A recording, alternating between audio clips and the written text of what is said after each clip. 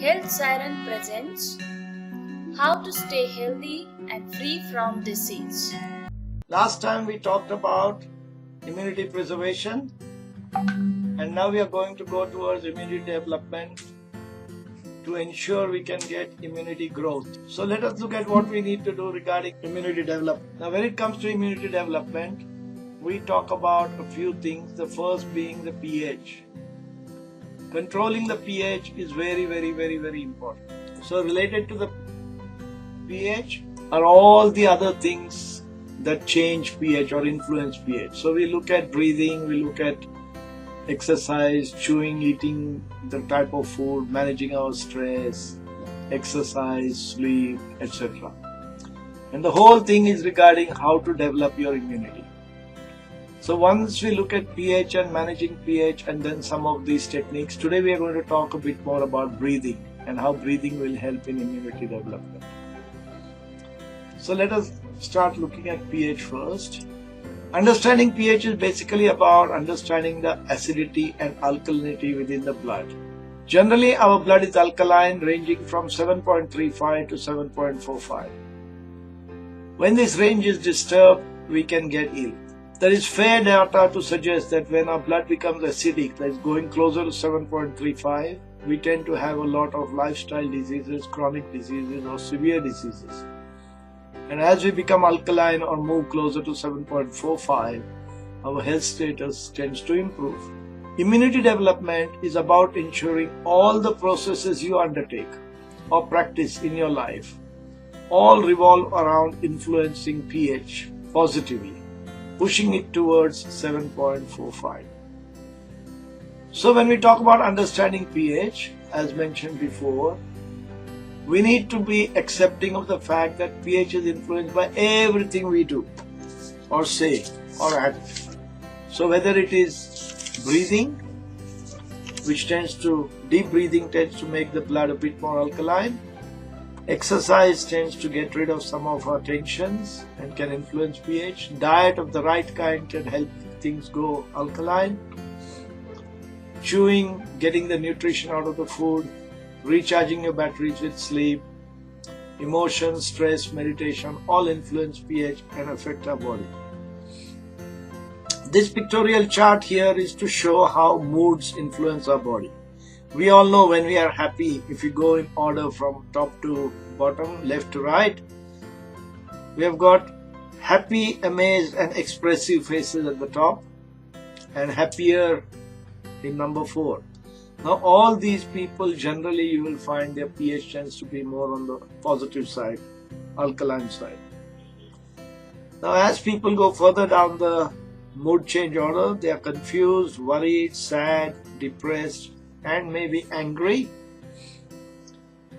These emotions are going to influence the body differently, unfortunately negatively. As part of that negative process, the pH is going to be influenced and we are going to be heading away from good health. Now when we talk about influencing pH positively, one of the big things, breathing influences quality of life and breathing influences pH.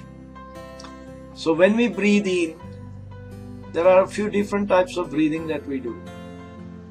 The way we are breathing these days as part of our day-to-day living, we breathe for survival.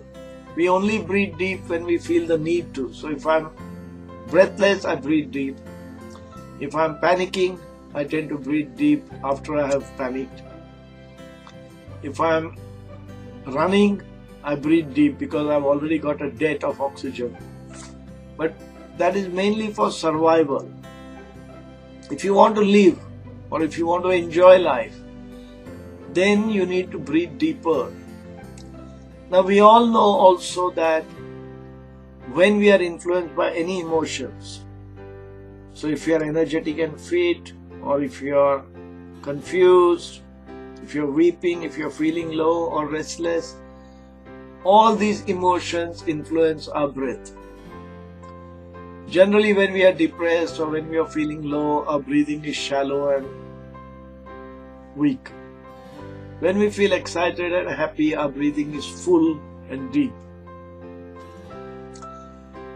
So breathing influences quality of life means that if we have any imbalance, our breathing is affected. But if you can change your breathing, it can actually influence the quality of life. So it can reverse your problems. So if we can do consciously breathing, which can influence our body positively, then that's a great asset and improvement in our quality of life.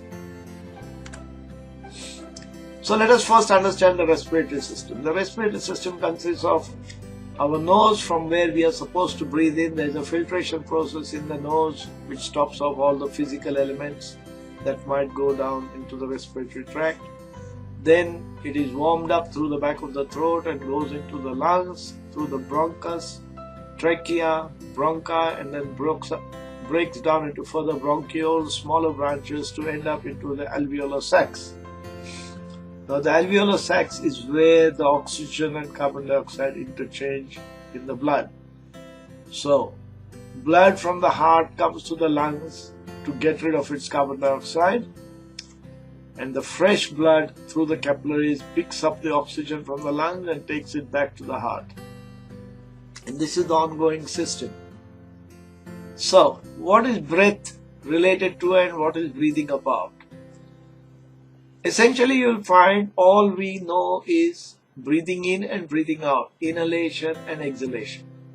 Ideal breathing is about using the diaphragm. So ideally, we should be using our stomachs to breathe in, pulling the stomach out, and then pushing the stomach in to breathe out. And that is the ideal breathing, where you can fill the lungs to their maximum. But in today's world, a lot of people do not use diaphragm, partly due to fashion, wearing of tight clothes, partly due to habit, and partly because they have forgotten the art of deep breathing. So let us do some practical exercises now. We would like all of you to breathe for 5 breaths and time your breaths. I want you to breathe like normal and breathe for 5 breaths and see how long it takes.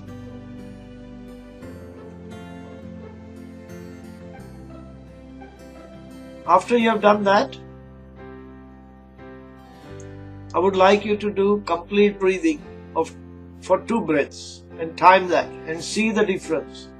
And you will then be able to compare the difference in terms of how qualitatively you are not using your lungs as best as you should have. We have also got a demonstration further down which might show you natural breathing and deep breathing.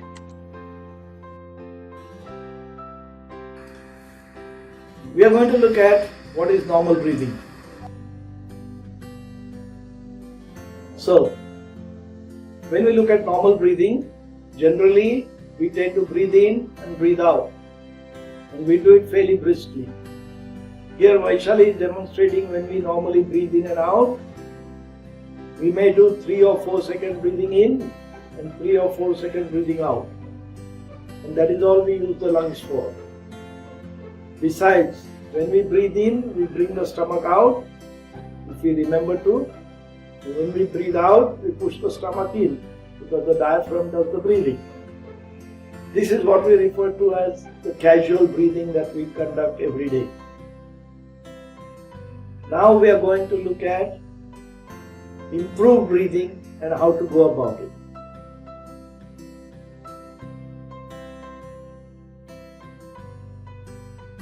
Now we are going to talk about slow, deep breathing, what we refer to as complete breathing.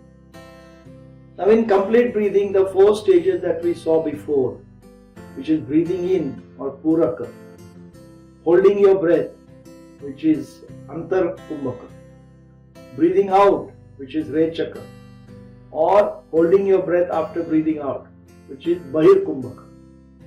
All these 4 stages have to be practiced diligently with consciousness, and it is only a shift in your attitude that can change it. Now we are going to get Vaishali to demonstrate to us what we refer to as complete breathing to the best of her ability. And let us see what's the difference. Earlier we noticed she was doing 8-second breaths as she was breathing day-to-day normal life. Now we are going to look at how she performs now. Go.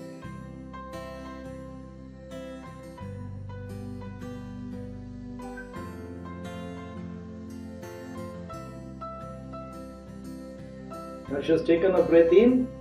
Now she is holding a breath. Antar Kumbhaka. Now she is breathing out. You may be able to see her stomach moving.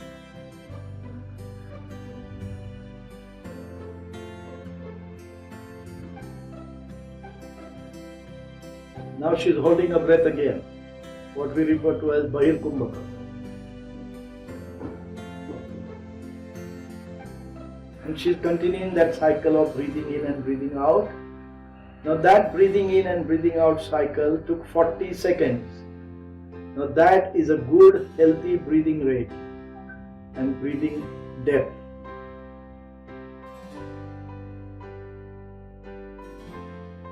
Now we can ask Vaishali to breathe normally. The reason we are talking about this breathing being good is it is the attitudinal change, the consciousness brought to breathing that made Vaishali the same person who was breathing differently earlier, with conscious attention towards her breathing, made a difference of breathing up to 40 seconds per breath comfortably. Now you can only imagine the amount of oxygen that has been enhanced, the absorption that has taken place during Antar Kumbhaka, the excretion of carbon dioxide that has collected in Antar Kumbhaka, then in Rechaka or breathing out, all that carbon dioxide, excess of carbon dioxide that has been collected is excreted out, and in Bahir Kumbhaka or holding your breath after breathing out, the body tends to use up the last vestiges of oxygen left and manages to learn to live in oxygen debt for a little while. This is what we refer to as strengthening the lungs and making full use of the lungs. We call this complete breathing. Thank you, Vaishali. Now what is complete breathing all about? What are the physical benefits? You can see that the lungs expansion is to their maximum. Ribs expansion is to their maximum. And the muscles gain in strength because they learn to be used regularly. Complete breathing is about trying to achieve the best you can for your body. What are the physiological benefits? There is increased oxygen in the blood and parts of the body where oxygen is required. Over time, the red blood corpuscles can increase in number. The bone marrow is generally ordered to produce more RBCs because there is a need for it due to increased oxygenation. And as the carbon dioxide is excreted, more of it with every breath, the pH increases and the blood tends to become alkaline. Now, this is an interesting word, pranayam. Pranayam is a Sanskrit word. It may not mean much to you, but it's a lot to the ancient Indians. Pran means life force locked in the breath, and ayam means to extend or draw out. So pranayam means extension of the life force. So, by doing Purak, Antar Kumbhaka, Rechak and Bahir Kumbhaka, you are actually encouraging the lungs to perform better, and you are trying to draw out the life force which is locked in the breath and make the most of it. Fundamentally, pranayam means extending the breath for your benefit.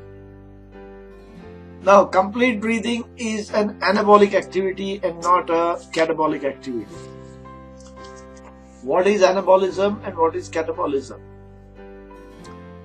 Anabolism is increasing the structural benefit, building the body up. Catabolism is breakdown. Pranayam is anabolic because you have very little sweat, you have very little loss of energy, a lot of the breath is used by the body for beneficial purposes, reducing the losses to a minimum. Catabolic activity is where when we do breathing, because we have been running hard and we are exhausted, and we are doing what we call catch-up breathing, which I refer to as catabolic breathing. Because in that situation, I have run out of breath, I have already spent my energy, I'm in oxygen debt, and I'm breathing hard to make up for that loss. There may be lactic acid formation, and I'm breathing hard to make sure lactic acid does not form, and we can keep our body cleaner. So that's the difference between pranayama and exercise-induced breathing. Pranayama is anabolic, exercise-induced fast breathing, hectic breathing is a bit catabolic. The take-home message that we would like all of you to go away today is, having understood complete breathing, having seen complete breathing being demonstrated lasting 40 seconds per breath, and having shown you that an attitudinal change can change the body's breathing, we would like you to do that at least 20 minutes, twice a day if possible, but at least once a day of slow, deep breathing. The target breath time per breath should be 100 minus your age, which is 30 to 60 seconds per breath. You need to set aside some time for it every day. It is very important to make sure that you maintain your body better by good breathing. If there is a time issue, do it at some of the following times with moderation. While sitting in a bus, non-driver in a car, cooking, sitting listening to music, or watching TV, before going to bed or on waking up. Lastly, at least do some deep breaths every hour to remind the lungs of their full capacity and maintain elasticity. Now, under the health benefit time, we are talking about knowing, doing, and being. In this video, we have talked about understanding breath, we have talked about benefits of breath, we have talked about benefits of slow, deep, complete breathing, and I hope we have convinced you that change in attitude can lead to change in effect on the body and its performance. Utilizing the body better, you know that you can do better with your breathing. Now the next part is doing. You have to start practicing slow, deep, complete breathing every day for 20 minutes, preferably twice a day. If you do it for about 8 weeks, 8 to 12 weeks, it will become such a habit that after a while you will start enjoying it, and you will find that you don't have to think of ways how not to do it, but think of ways as to how you can make it happen. And that is when it has become part of you. It is the being now. So the steps that we are talking about is knowing, doing, and then being. And as you come to being, I suspect you'll be moving slowly further and further, closer to becoming freer from disease. A bit about me. My name is Anand Bapat. I'm based in Pune. I work under the banner of the Bharatiya Acupuncture Bhavan. We provide natural therapies. I teach Surya Namaskar under the Scientific Surya Namaskar Academy. It takes us 8 hours of education to teach somebody how to do a proper Surya Namaskar, and we have 70 plus levels of difficulty within the Surya Namaskar range. We are in the process of bringing science to naturopathy. I'm a reasonable expert in Shivambu, so I'd like to look at propagating Shivambu across the country. I offer a free internet clinic for health for people who wish to contact me on the email. The video series we are currently running, which is this one, part 3, comes from the lectures that I used to give in terms of freedom from disease. Those lectures are still current. I do face-to-face talks with crowds to help them understand how to become free from disease. And hopefully on YouTube now, over time, you will also know how to become free from disease. Thank you, Anand Bapat, for your valuable information on health. This series is 15 to 22 part series on developing oneself into a healthy person. This series will educate, guide and provide support through our online educational and support services to enhance your health. All queries are welcome on the following email.